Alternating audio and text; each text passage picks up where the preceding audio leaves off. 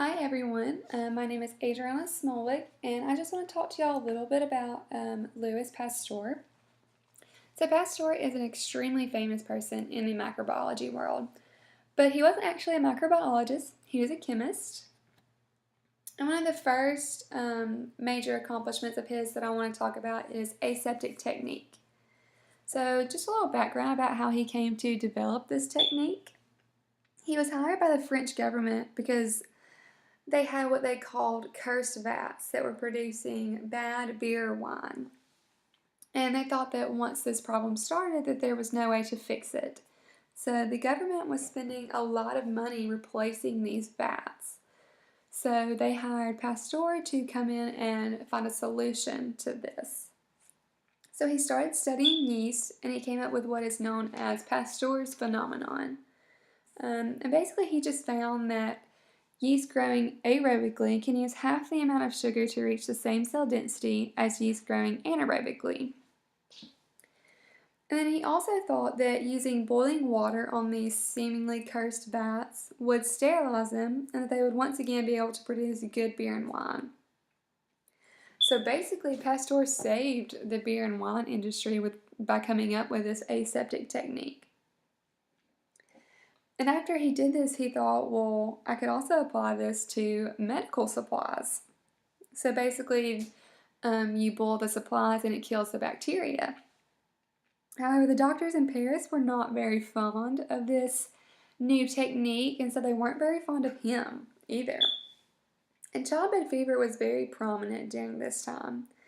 And childbed fever is an infection of some part of the female reproductive organs after childbirth. And it was actually killing about 60 to 70% of women during this time. So this infection could have been caused from the doctors using these dirty instruments. And it just so happens that Pasteur's daughter was pregnant during this time. So he wanted to find a doctor that would use his aseptic technique so his daughter would not get childbed fever. So he found someone, and basically they agreed to boil their instruments and wash their hands before his daughter was ready to give birth. But of course this did not work out, and he had to find someone else last minute. And the doctor would only agree to use his aseptic technique if Pasteur agreed to leave Paris. So of course Pasteur took the deal, and then he started coming up with the idea of vaccines. So he started working with a bacteria called Bacillus anthracis, which is just commonly known as anthrax. And this bacteria was killing not only a large number of animals during this time, but a large variety of animals, and it's mostly farm animals. So they thought they had cursed fields. That's what they would call these fields that they thought were killing their animals. So you weren't supposed to put your animals on these fields. But when an animal would die of anthrax, they would bury them in shallow graves, so the spores would be released very close to the surface of the ground, and that was what was causing these cursed fields. So Pasteur went on vacation, and he left out a bacterial culture. And when he came back, he was going to use this culture, but it didn't cause the disease.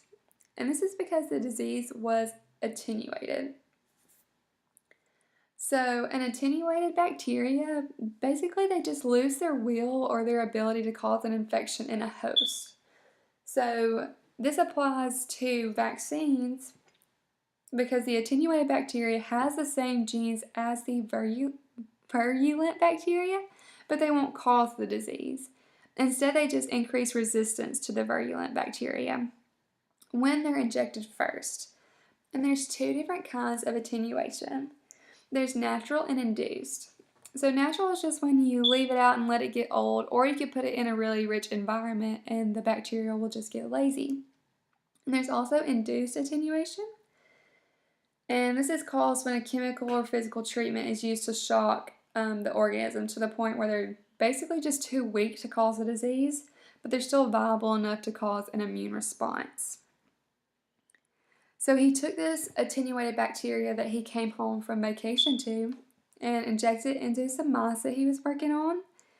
And he saw that they were building up a resistance to the bacteria. Well, then he took it a step further and used it on the farm animals. So he basically had to use a sharpened piece of wood and dip it into the bacteria, and then he stuck it in the farm animals. And he got the same result. They were also building up resistance to infection by this bacteria. And he became very famous for this discovery, but he also made an enemy. And his enemy was with another very famous person in the microbiology world, which was Robert Koch. And he made an enemy out of Koch because Koch felt like anthrax was his organism and that Pasteur needed to leave it alone. And these two men actually got into a fight in the Royal Academy of Science because they didn't like each other so much.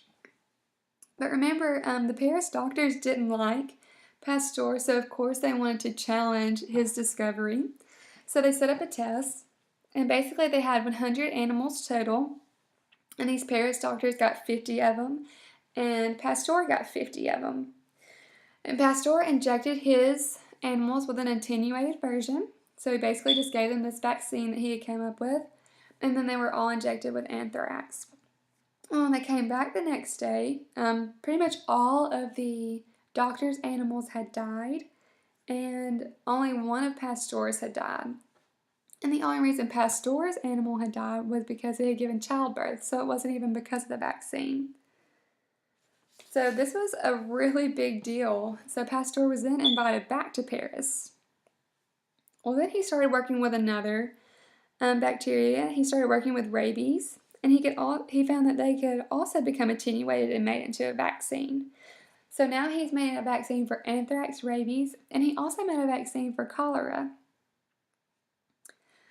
He actually tested his rabies vaccine on a person, which was very dangerous, not only for him but for the patient also. But Pasteur could have been sentenced to death if the patient had died, but they lived, so it was okay.